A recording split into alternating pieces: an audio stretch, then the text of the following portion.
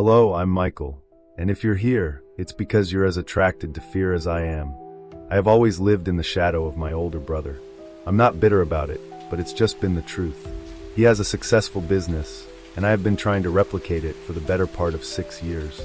I recently moved back in with my parents to try to find a balance.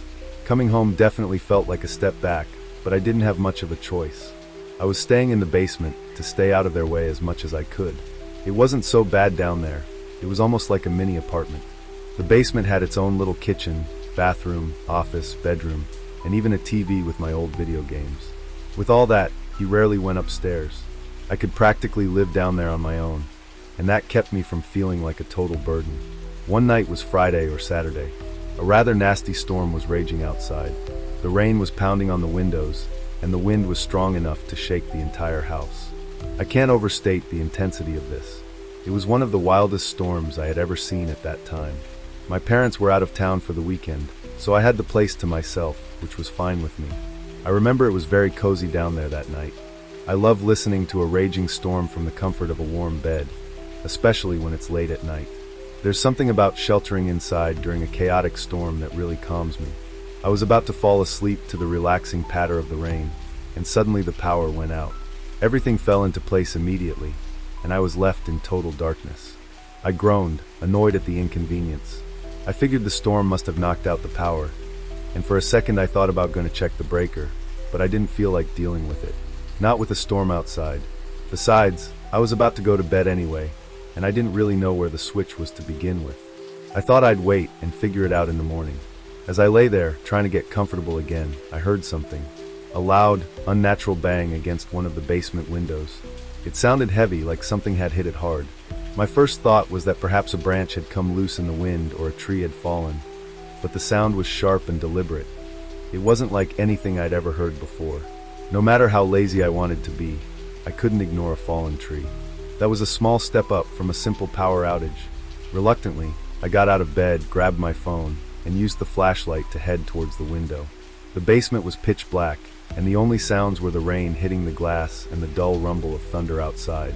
I remember picking the lint out of my eyes to try to wake myself up a little. I held my phone against the window. I squinted through the glass and almost died because my heart stopped right there. There was a man's face pressed against the window, and he was staring at me. His eyes were wide, his skin pale and soaked, and for a split second, he made direct eye contact with me. As soon as he saw me looking, he walked away from the window. I stumbled back and almost dropped my phone in shock. What the hell had I just seen? I felt my heart start to race. I could barely breathe, but I didn't have much time to process it because a few seconds later I started hearing another sound, the sound of footsteps. I listened carefully. The floorboards above my head creaked softly. There were people in the house. Between what I had just seen and what I was hearing, I was about to lose control. I was home alone, and they were literally breaking into my house. To make matters worse, one of them knew I was in the basement. He couldn't think clearly about how serious the situation was. Everything was happening very quickly, but I had no choice but to act. I quickly checked my phone, ready to call the police, but then I remembered that the power outage had knocked out the Wi-Fi, and with no cell service in the basement, I was trapped down there, totally isolated.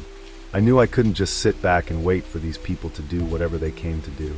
I tried to calm myself, thinking about my options.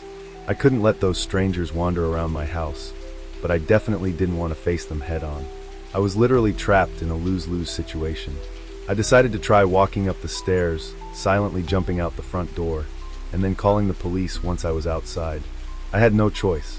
Keeping my steps as quiet as possible, I walked up the basement stairs. I still remember the pure fear of that moment. You never know how your body will react to something traumatic until it happens. When I got to the top, I looked up the stairs.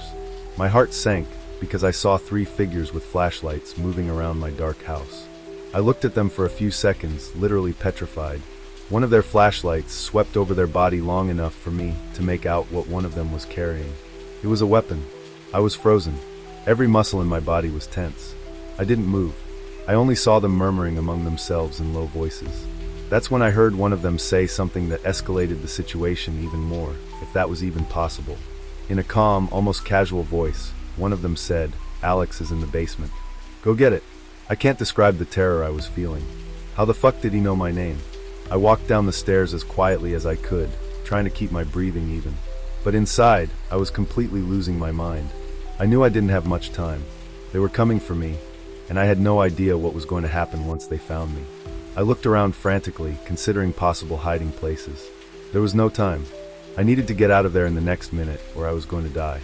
The only possible exit was through one of the basement windows, but they were all sealed from the inside. I had no choice. I grabbed a nearby stool, climbed into one of the window openings, and broke the glass with my elbow. Shards of glass flew everywhere, but I didn't care. I jumped out the broken window and out into the rain. I felt the cuts all over my body, but I didn't have time to register the pain with the adrenaline and fear coursing through my veins. The downpour soaked me instantly, and I ran through the mud, trying not to slip. Once I was a safe distance from the house, I finally got a signal and called the police.